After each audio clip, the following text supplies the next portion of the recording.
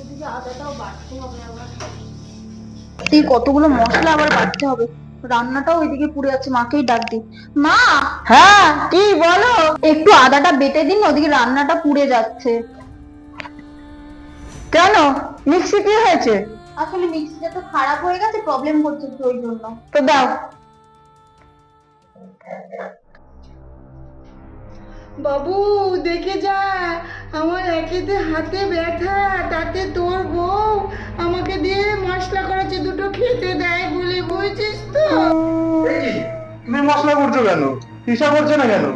আরে দেখো না, ও কি বলবি বাবু, আমাকে দিয়ে মশলা করে করে দেখ, হাত দুটো কেমন ফুলিয়ে দিয়েছে তোর বউ, জানিস তো? চল না বাবু, আমার হাতে একটু মলম লাগিয়ে দিবি, না একটু তেল মালিশই করে দে রে বাবু।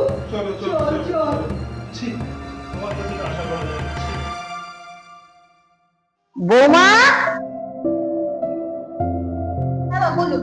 শোনো বৌমা, আমার জন্য একটু দুধ চা করো তো, বেশি করে চিনি, বেশি করে দুধ দিয়ে, ভালো করে করো কিন্তু। মা, আপনি তো এইমাত্রই ভাত খেলেন দুপুরের, এখনই চা খাবেন? একটু পরে খান, নাহলে অ্যাসিডিটি হয়ে যাবে। তোমার কাছে একটু চা খেতে চেয়েছি বলে তুমি আমাকে এত কথা শোনাচ্ছ? দাঁড়াও, দেখতে বাবু, এদিকে আয়। তোর বউর কাছে একটু চা খেতে চেয়েছি বলে তোর বউ আমাকে কত কথা শোনাচ্ছে, দেখে যা। আয় বাবু, আয়। শুনে যা, শুনে যা। কি হয়েছে? তোর বউর কাছে একটু দুধ চা খেতে চেয়েছিল বলে আমাকে কত কথা শুনিয়ে দিল রে। কি বলছো? আরে মা, দুধ চা। আরে থামো, দুধ না থাকলে দুধ আনবে, আমি টাকা দিয়ে দিচ্ছি। কথা বলার কি দরকার? কথা শুনিয়েছো কেন? যাও চা করে দাও গিয়ে। শুধু শুধু চা আছে, তাই নিয়ে কথা শুনিয়েছে। মা, আমি মাসির বাড়ি গেলাম। ও, মাসির বাড়ি যাচ্ছ? তো তোমার ব্যাগটা তো ভরা ভরা কেন?